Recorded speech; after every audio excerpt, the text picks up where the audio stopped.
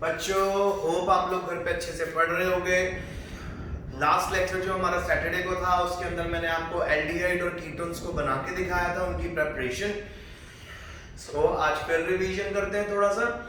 5 preparations आपको करवाई। पहली प्रेपरेशन आपको याद होगा ऑक्सीडेशन की थी, प्राइमरी सेकेंडरी अल्कोहल की। सेकेंडरी प्रेपरेशन आपको याद होगा मैंने आपको करवाया था डिहाइड्रोजनेशन, जिसमें से हाइड्रोजन का मॉलिक्यूल निकाल के हम लोगों ने कीटोन और एल्डिहाइड बनाया। ऑक्सीडेशन से भी कीटोन एल्डिहाइड बनता है। 2 मेथड। थर्ड मेथड मैंने आपको करवाया था एसिड क्लोराइड से। फोर्थ मेथड मैंने आपको करवाया था हाइड्रोकार्बन में अल्काइन से।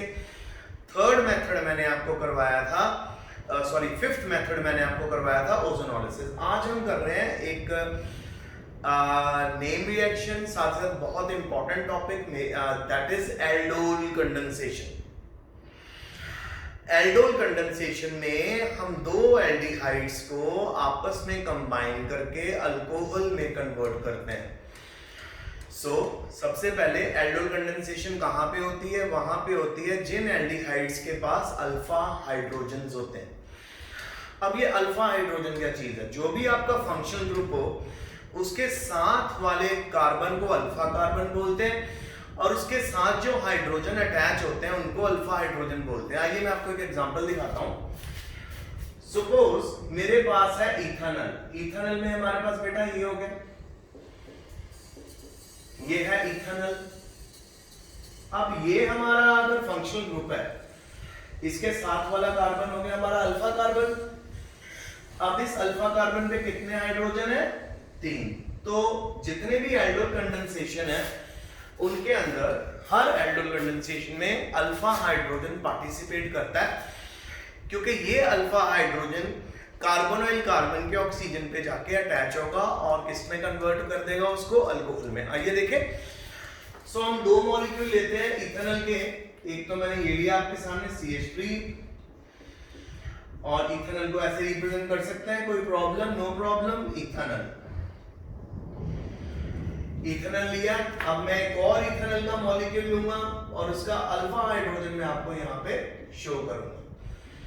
तो ये देखिए पूरा एज इट इज फॉर्मूला है यहाँ पे दूसरे इथेनॉल का भी, पर यहाँ का जो अल्फा हाइड्रोजन है आपको नजर आ रहा है। तो कुछ नहीं करना, दोनों 2 इथेनॉल के मॉलिक्यूल लिखने, एक का अल्फा हाइड्रोजन हमने दूसरे के ऑक्सीजन के ऊपर भेज देना। तो सिंपल देखिए, एक का अल्फा हाइड्रोजन दूसरे के ऑक्सीजन के ऊपर भेज देना। तो जब ये, और इसको हमने लिख लेना है डाइल्यूट NaOH की प्रेजेंस में। जब ये ट्रांसफर हमारा हो जाएगा तो हमारे पास अल्कोहल बनेगा CH3 COH, और ये हमारा आ गया H, फिर हमारे पास आया CH2, फिर हमारे पास आया CHO। यानी हमने 2 एल्डिहाइड्स को क्या कर दिया? कंबाइन। कैसे कंबाइन किया? वन ऑफ द एल्डिहाइड का अल्फा हाइड्रोजन मूव करना है दूसरे एल्डिहाइड के ऑक्सीजन पर। इसकी नेमिंग 1 2 3 4 3 हाइड्रोक्सी। 3 हाइड्रोक्सी क्या बना हमारे पास? ब्यूटेन 1 अल। 3 हाइड्रोक्सी ब्यूटेन 1 अल आपके पास बन गया। तो एल्डोल कंडेंसेशन क्या कीटोन्स के बीच में भी हो सकती है? हाँ जी हो सकती है। फिर से वही कंडीशन, अल्फा हाइड्रोजन का होना बहुत जरूरी है। तो आइए करके देखें। तो एक मॉलिक्यूल एसीटोन का हम इधर ले लेते हैं,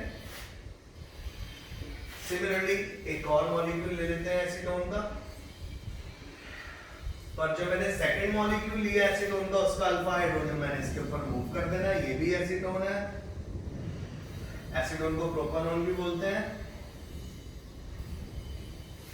ठीक है, जब मैं सल्फा हाइड्रोजन को मूव करूंगा तो डाइल्यूट NaOH डालूंगा, तो हमारा प्रोडक्ट बनेगा CH3 COH आ गया, CH3 नीचे चला गया, बॉन्ड बनेगा CH2 C double bond O CH3। Counting 1 2 3 4 5 4 methyl, और उससे पहले hydroxy 4 hydroxy 4 methyl pentane two so ये बच्चों आपके सामने मैंने एल्डोल कंडेंसेशन की कीटोन में। तो सबसे पहले इथेनॉल इथेनॉल में, एसीटोन एसीटोन में लिख देते हैं इसको भी एसीटोन और प्रोपानोन। सो बच्चों ये तो आपको क्लियर हो गया। तो ये होती है नॉर्मल एल्डोल कंडेंसेशन जब दोनों रिएक्टेंट आपके सेम हो। पर एक इसमें क्रॉस एल्डोल कंडेंसेशन भी आज हम करने वाले हैं। क्रॉस एल्डोल कंडेंसेशन में क्या होता है, हमारे एल्डिहाइड डिफरेंट होते हैं या हमारे कीटोन डिफरेंट होते हैं, या एक हम एल्डिहाइड लेते हैं एक हम कीटोन लेते हैं, उनके बीच में एल्डोल कंडेंसेशन करते हैं। तो उस समय हमारे पास क्या होगा, हमारे पास 4 डिफरेंट प्रोडक्ट आएंगे। सपोज मेरे पास एक है इथेनॉल और एक है प्रोपानोन, इनके बीच में अगर मैं एल्डोल कंडेंसेशन करूं तो मेरे पास सिंगल प्रोडक्ट नहीं आएगा, इसको क्रॉस एल्डोल कंडेंसेशन कहेंगे क्योंकि दोनों डिफरेंट है। एक कीटोन लिया हमने, एक एल्डिहाइड लिया, तो यहाँ पे 4 प्रोडक्ट आएंगे।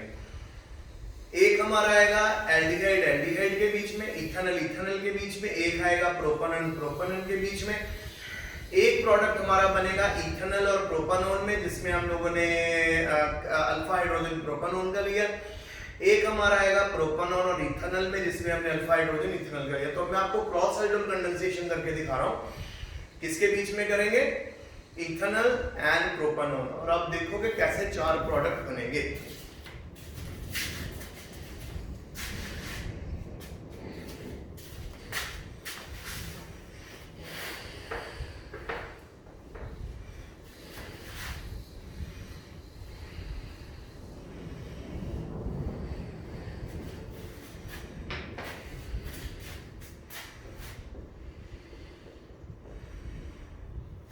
सो क्रॉस एल्डोल कंडेंसेशन आज हम कर रहे हैं इथेनॉल एंड प्रोपानोन के बीच में। सो आइए पहले हम इनकी हेडिंग डाल लें। 4 प्रोडक्ट बनेंगे तो 4 रिएक्शन होंगी, पहले चारों रिएक्शन मेंशन कर लेते हैं।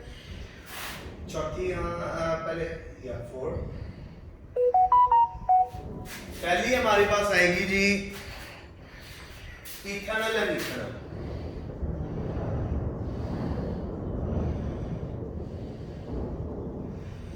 दूसरी आएगी प्रोपानोन प्लस प्रोपानोन। तीसरी आएगी बच्चों हमारे पास इथेनॉल प्लस प्रोपानोन, और चौथी आएगी हमारे पास प्रोपानोन प्लस इथेनॉल। सो आइए देखिए, इथेनॉल और इथेनॉल के बीच में मैंने अभी आपको करवा ही दिया था CH3CHO, फिर हम दोबारा से लेंगे CH2CHO, इसका अल्फा हाइड्रोजन इसके ऊपर मूव कर देना, तो dilute NaOH, CH3COH CH CH2CH। ये तो पहला प्रोडक्ट आ गया जो मैंने अभी आपको कहा, इथेनॉल एंड इथेनॉल के बीच में। प्रोपानोन एंड प्रोपानोन भी हम कर चुके हैं।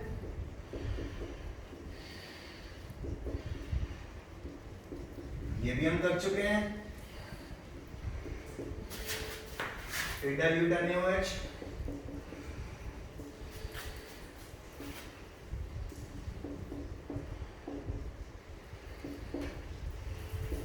फिर आ गया हमारा नेक्स्ट प्रोडक्ट।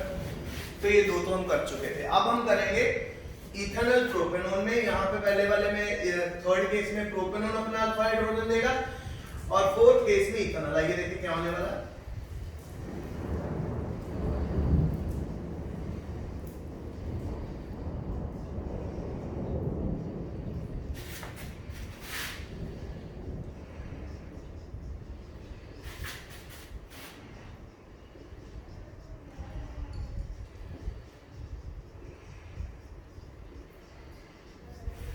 लीजिए प्रोडक्ट आ गया हमारा।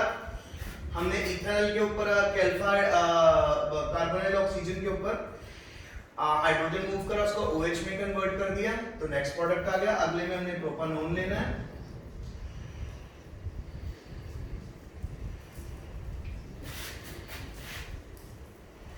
और अब इसमें इथेनॉल का हम लोगों ने अल्फा हाइड्रोजन मूव कर दिया। डाइल्यूट NaOH डालेंगे, प्रोडक्ट आएगा CH3, C के ऊपर OH आ गया, CH3 आ गया, फिर हमारे पास आएगा CH2 एंड CHO। सो बच्चों आप नोट करने वाली बात देखोगे, जब भी हम एल्डोल क्रॉस एल्डोल कंडेंसेशन करते हैं, हमारे को कैसे पता चलेगा कि हम सही कर रहे हैं? जितने भी हमारे 4 प्रोडक्ट आएंगे, चारों प्रोडक्ट डिफरेंट होंगे एक दूसरे से। अगर आप इनकी आईयू, आपका होमवर्क है इन सबकी चारों की आईयूपैक नेमिंग भी कर लेना। तो जब आप इनकी आईयूपैक नेमिंग करोगे, आप देखोगे चारों की आईयूपैक नेमिंग डिफरेंट आ रही है। यहाँ से हमें पता चल रहा है कि क्रॉस एल्डोल कंडेंसेशन के जो चारों प्रोडक्ट हैं वो डिफरेंट आएंगे। तो अगर आपको एल्डोल कंडेंसेशन हो, आपको कैसे पता चलेगा क्रॉस है कि एल्डोल है? एल्डोल अगर नॉर्मल है तो दोनों रिएक्टेंट सेम होते हैं, प्रोपेनॉल प्रोपेनॉल, इथेनॉल इथेनॉल, ठीक है। तो अगर दोनों रिएक्टेंट सेम है तो उसमें होगी ही एल्डोल कंडेंसेशन। पर अगर दोनों डिफरेंट हो गए, जैसे इथेनॉल ब्यूटानॉल, प्रोपेनॉल ब्यूटानॉल, अगर ये दोनों डिफरेंट हो गए तो आपको क्रॉस एल्डोल कंडेंसेशन करनी पड़ेगी। 4 प्रोडक्ट आएंगे। तो प्लीज आज का लेक्चर यहीं तक है। इस aldol condensation, cross aldol condensation को अच्छे से प्रैक्टिस कर लेना।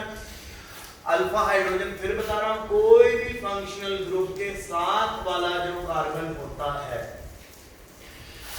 यानी ये हमारा फंक्शनल ग्रुप, ये अल्फा कार्बन, ये बीटा, उस कार्बन के ऊपर के जितने हाइड्रोजन है उनमें से कोई ना कोई एक हाइड्रोजन पार्टिसिपेट करता है एल्डोल कंडेंसेशन में। एल्डोल कंडेंसेशन वही होती है जहां पे अल्फा हाइड्रोजन होता है। अगर अल्फा हाइड्रोजन नहीं है तो एल्डोल कंडेंसेशन नहीं होगी। फॉर एग्जांपल बेंजल्डिहाइड में अल्फा हाइड्रोजन नहीं है, मिथानॉल में अल्फा हाइड्रोजन नहीं है, तो वहां पे एल्डोल कंडेंसेशन कभी नहीं होती। तो प्लीज मैं आज आपको रिवीजन के लिए 3 या 4 रिएक्शंस कैरी आउट करने के लिए दूंगा, उनको खुद अपनी कॉपी में करना, पर पहले इस लेक्चर को ध्यान से सुन लेना, देख लेना। Thank you.